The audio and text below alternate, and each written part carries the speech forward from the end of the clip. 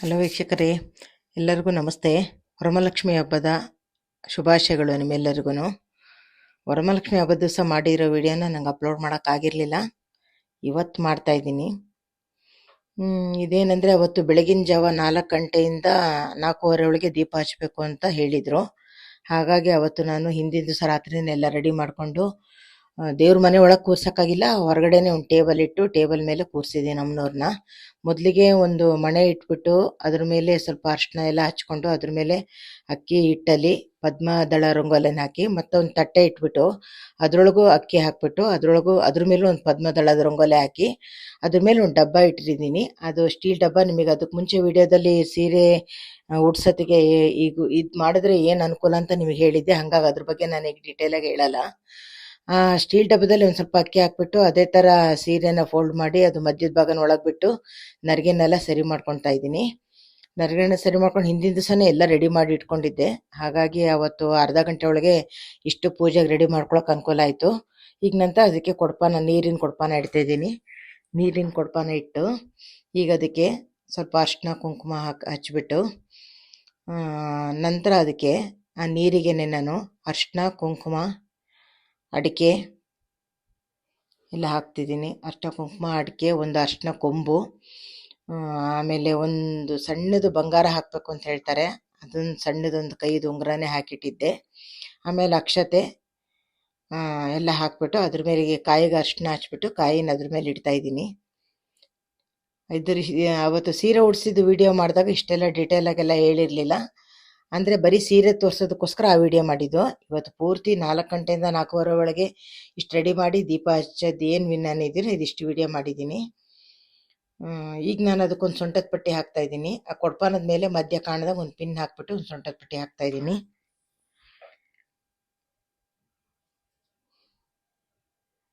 ಎಲ್ಲ ಹಿಂದಿನ ದಿವಸ ರಾತ್ರಿನೇ ರೆಡಿ ಮಾಡ್ಕೊಂಡಿದ್ದೆ, ಹಾಗಾಗಿ ಆ ಟೈಮಿಗೆ ಮಾಡೋಕ್ಕೆ ಸ್ವಲ್ಪ ಅನುಕೂಲ ಆಯಿತು.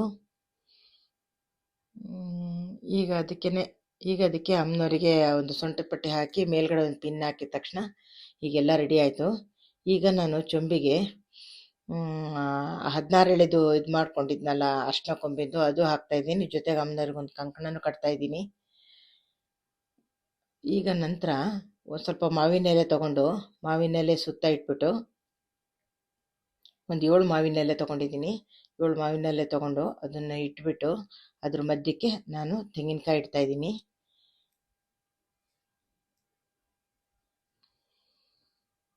ನೋಡ್ತಾ ಇದ್ದೀರಲ್ಲ, ಸ್ವಲ್ಪ ವಿಡಿಯೋ ಈ ಕಡೆ ಕೆಳಗಾಯಿತು. ನಂತರ ಪೂರ್ತಿ ತೋರಿಸ್ತೀನಿ, ಪೂರ್ತಿ ಇದು ರೆಡಿ ಆಗುತ್ತೆ. ಅದು ಇಟ್ಟಿದ ತಕ್ಷಣ ಮಾವಿನೆಲ್ಲ ಸುತ್ತ ಇಟ್ಬಿಟ್ಟು ಒಂದು ತೆಂಗಿನಕಾಯಿ ಮಧ್ಯಕ್ಕೆ ಇಟ್ಬಿಟ್ಟು ಅಮ್ಮನವ್ರ ಮುಖವಾಡ ಅದು ಕೂರಿಸಿದ್ದೀನಿ. ಮುಖವಾಡಕ್ಕಷ್ಟೇ ನಾನು ಹಿಂದಿನ ದಿನವೇ ಎಲ್ಲ ರೆಡಿ ಮಾಡ್ಕೊಂಡಿದ್ದೆ. ಇದು ನಾನು ವರಮಹಾಲಕ್ಷ್ಮಿಗೆ ಮಾತ್ರ ಈ ಮುಖವಾಡ ತೆಗಿತೀನಿ. ಉಳಿದಿದ್ದ ದಿನ ಮಾಮೂಲಿ ಕಳ್ಸೋಕ್ಕೆ ಮನೆಯದೇ ಮುಖವಾಡ. ಅದು ಯಾವಾಗಿಂದ ನಾನು ತುಂಬ ವರ್ಷದಿಂದ ಯೂಸ್ ಮಾಡ್ಕೊಂಬಂದಿದ್ದು ಅದೇ ಮುಖವಾಡ ಇದೆ. ಇದು ಹೋದ ವರ್ಷ ತೊಗೊಂಡಿದ್ದು ಹೊಸದು, ದೊಡ್ಡದು ಇದು ಮುಖವಾಡ ಅಮ್ಮನವ್ರದ್ದು. ಇದು ಫುಲ್ ವೀಡಿಯೋ ಮಾಡುತ್ತೆ, ನಿಮಗೆ ಫ್ರಂಟ್ ಕಾಣುತ್ತೆ. ಇದು ಅಮ್ಮನವ್ರ ಮುಖವಾಡಕ್ಕೂ ಇದು ಪೂರ್ತಿ ರಾತ್ರಿನೇ ಎಲ್ಲ ಅಲಂಕಾರ ಮಾಡಿ ರೆಡಿ ಇಟ್ಕೊಂಡಿದ್ದೆ. ಈಗ ನಮ್ಮ ಹತ್ರ ಏನು ಒಡವೆ ಇದೆ ಆ ಒಡವೆನೇ ಅಮ್ಮನವ್ರಿಗೆ ಅಲಂಕಾರ ಮಾಡ್ತಾಯಿದ್ದೀನಿ. ಹೂವನ್ನು ಎಲ್ಲ ಕಟ್ಟಿ ರಾತ್ರಿನೇ ರೆಡಿ ಇಟ್ಕೊಂಡಿದ್ದೆ. ಈಗ 4 ಗಂಟೆಯಿಂದ 4:15 ಒಳಗೆ ದೀಪ ಹಚ್ಚಬೇಕು ಅನ್ನೋದಕ್ಕೋಸ್ಕರ ಫಸ್ಟ್ ಅಮ್ಮನವ್ರನ್ನ ಸ್ಥಾಪನೆ ಮಾಡಿ ಕಳಸ ಸ್ಥಾಪನೆ ಮಾಡಿ ನಂತರದಲ್ಲಿ ಇದು ಮುಖವಾಡ ಹಾಕ್ಬಿಟ್ಟು ದೀಪ ಹಚ್ಚಿ ನಾನು ಆಮೇಲೆ ನೈವೇದ್ಯ ಎಲ್ಲ ಮಾಡ್ಕೊಂಡಿದ್ದೀನಿ. ಆಮೇಲೆ ಅಮ್ಮನವ್ರು ಇದಕ್ಕೂ ಅಷ್ಟೇ ನಾನು ಗೋಮತಿ ಚಕ್ರ ಕವಡೆ ಎಲ್ಲ ಹಾಕಿದ್ದೀನಿ. ನೀವು ವಿಡಿಯೋದಲ್ಲಿ ನೋಡಿ, ನಾನು ಅದು ಹೇಳಕ್ಕೆ ಮರ್ತಿದ್ದೀನಿ, ವಿಡಿಯೋದಲ್ಲಿ ನೋಡಿ. ನಂತರ ಹಿಂದ್ಗಡೆಯಿಂದ ಒಂದು ಬ್ಲೌಸ್ ಪೀಸ್ ತೊಗೊಂಡು ಆ ಬ್ಲೌಸ್ ಪೀಸಿಗೆ ಬಳೆ ಹಾಕಿದ್ದೀನಿ. ನಂತರ ಮಲ್ಲಿಗೆ ದಿಂಡು ಕಟ್ಟಿದ್ದೆ ರಾತ್ರಿ, ಅದನ್ನು ಆ ದಿಂಡಿನ ಮೇಲ್ಗಡೆ ಅಮ್ಮನವರಿಗೆ ಮುಡಿಸಿ ಹಾರ ಹಾಕಿದ್ದು, ಹಾರದ್ದು ವಿಡಿಯೋ ಹಾಕಿದ್ದೀನಿ. ಅದರಲ್ಲಿ ನೋಡಿ, ಹಾರ ಇದು ನಾನೇ ಮಾಡಿದ್ದು. ಅದಾದ ನಂತರ ಒಂದು ಕಮಲದ ಹೂವು ತಂದಿದ್ದೆ, ಅದನ್ನು ಅಮ್ಮನವ್ರಿಗೆ ಮೇಲ್ಗಡೆ ಕಳಸದ ಮೇಲೆ ಇಟ್ಟಿದ್ದೀನಿ. ಇಷ್ಟೇ ಫೈನಲ್ಲು. ಇದ್ರ ಜೊತೆಲಿ 2 ದೀಪ ಹಚ್ತಾಯಿದ್ದೀನಿ. ಈಗ 4:15 ಒಳಗೆ ಹಚ್ಚಬೇಕು ಅಂತ ಹಚ್ತಾಯಿದ್ದೀನಿ. ದೀಪನೂ ಎಲ್ಲ ರೆಡಿ ಮಾಡಿ ಇಟ್ಕೊಂಡಿದ್ದೆ ರಾತ್ರಿನೇ.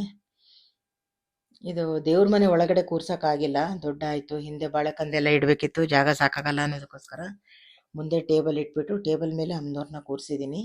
ನೈವೇದ್ಯ ಎಲ್ಲ ಸ್ವಲ್ಪ ನೆಲದಲ್ಲೇ ಇಟ್ಟಿದ್ದೀನಿ, ತೋರಿಸ್ತೀನಿ ನಿಮಗೆ ಕೊನೆಗೆ ವಿಡಿಯೋದಲ್ಲಿ ತೋರಿಸ್ತೀನಿ. ಫಸ್ಟು ನನಗೆ 4 ಗಂಟೆಯಿಂದ 4:15 ಮಿಥುನ ಲಗ್ನ ಇತ್ತಂತೆ. ಆ ಲಗ್ನದಲ್ಲಿ ದೀಪ ಹಚ್ಚಬೇಕು ಅನ್ನೋದು ಒಂದೇ ಮೊದಲನೇ ಉದ್ದೇಶ ಆಗಿತ್ತು.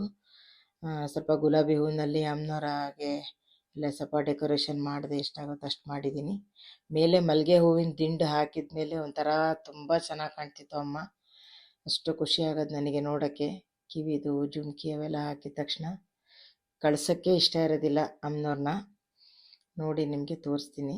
ದೀಪ ಹಚ್ತೀನಿ. ಈಗ ದೀಪ ಹಚ್ಚಿ ಕೊನೆಗೆ ಸ್ವಲ್ಪ ನಾನು ನೈವೇದ್ಯ ಎಲ್ಲ ಮಾಡ್ಕೊಂಡು ಡಿಟೇಲ್ ಪೂಜೆದು ವಿಡಿಯೋ ಮಾಡಿದ್ದೀನಿ. ಫಸ್ಟು ಅಷ್ಟು ಗಂಟೆ ಒಳಗೆ ದೀಪ ಹಚ್ಬೇಕು ಅನ್ನೋದೊಂದೇ.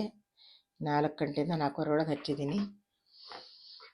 ನಂತರದಲ್ಲಿ ನಾನು ಸ್ವಲ್ಪ ಬೇರೆದೆಲ್ಲ ಅಲಂಕಾರ ಎಲ್ಲ ಬೇರೆ ಆಮೇಲೆ ಮಾಡ್ಕೊಂಡಿದ್ದೀನಿ. ಫಸ್ಟ್ ದೀಪ ಹಚ್ಚಿ ಆಮೇಲೆ ಮಾಡ್ಕೊಂಡಿದ್ದೀನಿ ಬೇರೆ ಅಲಂಕಾರ ಎಲ್ಲ. ಈಗ ಸ್ವಲ್ಪ ಒಂದು ಮಾವಿನ ಕಂದು ಹಿಂದ್ಗಡೆ ಇಡಬೇಕಿತ್ತು, ಅದು ಕಷ್ಟ ಆಗ್ತಿತ್ತು, ಸ್ವಲ್ಪ ಸಣ್ಣ ಜಾಗ ಆಗಿರೋದ್ರಿಂದ ಅಲ್ಲಿ ಅದನ್ನ ಈ ಕಡೆ ಸರಿಸ್ಕೊಂಡು ಇಡ್ತಾ ಇದ್ದೀನಿ. 1 ನಿಮಿಷ.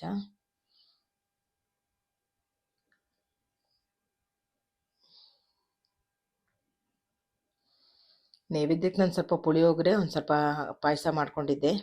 ಫಸ್ಟ್ ಅಮ್ಮನವ್ರಿಗೆ ನೈವೇದ್ಯ ಇಟ್ಟು ದೀಪ ಹಚ್ಬಿಡೋಣ ಅಂತ ಪುಳಿಯೋಗರೆ ಪಾಯಸನೂ ಇಟ್ಟಿದ್ದೀನಿ. ಅದು ಲಾಸ್ಟಿಗೆ ವೀಡಿಯೋದಲ್ಲೆಲ್ಲ ಬರುತ್ತೆ ಒಂದೇ ಸಲ, ಅದು ಫುಲ್ ವೀಡಿಯೋ ಮಾಡಿದಾಗ ತೋರಿಸ್ತೀನಿ. ಇಲ್ಲಿ ಮಾಡಿಕೊಂಡು ಒಂದು ಕಡೆ ವೀಡಿಯೋ ಮಾಡೋಕ್ಕಾಗಲ್ಲ. ಈ ಫೈನಲ್ ಇಷ್ಟೇ ಆಗಿದ್ದು ಅಮ್ಮನವ್ರದ್ದು ಅಲಂಕಾರ. ಹಿಂದ್ಗಡೆ ನಮ್ಮ ಮನೆ ದೇವ್ರದ್ದು ಪೂಜೆ ಎಲ್ಲನೂ ಫೈನಲ್ ಆಯಿತು. ಫೈನಲ್ ಆದಮೇಲೆ ಈಗ ಪೂಜೆ ಮಾಡ್ತಾಯಿದ್ದೀನಿ. ಅಮ್ಮ ಈ ವರ್ಷ ಎಲ್ಲರಿಗೂ ಒಳ್ಳೇದು ಮಾಡಲಿ, ಎಲ್ಲರಿಗೂ ಆರೋಗ್ಯ ಆಯುಷ್ಯ ಕೊಟ್ಟು ಕಾಪಾಡಲಿ ಅಂತ ಬೇಡ್ಕೊಳ್ತೀನಿ. ನಿಮ್ಮ ಮನೆಯಲ್ಲೆಲ್ಲ ಪೂಜೆಗಳು ಚೆನ್ನಾಗಾಗಿದ್ರೆ ನೀವು ಕಮೆಂಟಲ್ಲಿ ತಿಳಿಸಿ. ನಮ್ಮನೆ ಪೂಜೆ ಹೆಂಗಿದೆ ವಿಡಿಯೋ ಬಂದಿದೆ ಅನ್ನೋದನ್ನು ತಿಳಿಸಿ. ಏನಾದ್ರು ಇದರಲ್ಲಿ ಮಿಸ್ಟೇಕ್ ಇದ್ದರೆ ನಾನು ತಿದ್ಕೊತೀನಿ. ನಿಮಗೂ ಇದರಲ್ಲಿ ಏನಾದ್ರು ಬೇಕಾಗಿರೋಂಥ ವಿಷಯ ಇದ್ದರೆ ನೀವು ಅದನ್ನು ಒಳ್ಳೆ ರೀತಿಯಲ್ಲೇ ತೊಗೊಳ್ಬೋದು. ನಮಗೇನು ಗೊತ್ತಿದೆಯೋ, ನಾನು ಪ್ರತಿ ವರ್ಷ ನಾನು ಏನು ಮಾಡ್ಕೊಂಬಂದಿದ್ದೀನೋ ಅದನ್ನೇ ಮಾಡ್ತಾಯಿದ್ದೀನಿ. ಕರ್ಪೂರ ಎಲ್ಲ ಆಯಿತು, ಆರತಿ ಆಯಿತು, ಎಲ್ಲರಿಗೂ ಅಕ್ಷತೆ ಕೊಟ್ಟು ಬೇಡ್ಕೊಳಕ್ಕೆ ಹೇಳಿದೆ. ನಾವು ಏನು ನೆನೆಸ್ಕೊತೀವೋ ಆ ಟೈಮಲ್ಲಿ ಅಮ್ಮ ನಮಗೆ ಕೊಟ್ಟೇ ಕೊಡ್ತಾಳೆ. ಕಷ್ಟ ಸುಖ ಎಲ್ಲ ನಮಗೇನು ಬೇಕು ಏನು ಬೇಡ ಅನ್ನೋದೆಲ್ಲ ಅಮ್ಮನವ್ರಿಗೆ ಗೊತ್ತಿರುತ್ತೆ. ತುಂಬ ಖುಷಿಯಾಗುತ್ತೆ ಅಲಂಕಾರ ಎಲ್ಲ ಆಗಿ ಪೂಜೆ ಎಲ್ಲ ಆದಮೇಲೆ ಅಮ್ಮನವ್ರನ್ನ ನೋಡೋಕ್ಕೆ.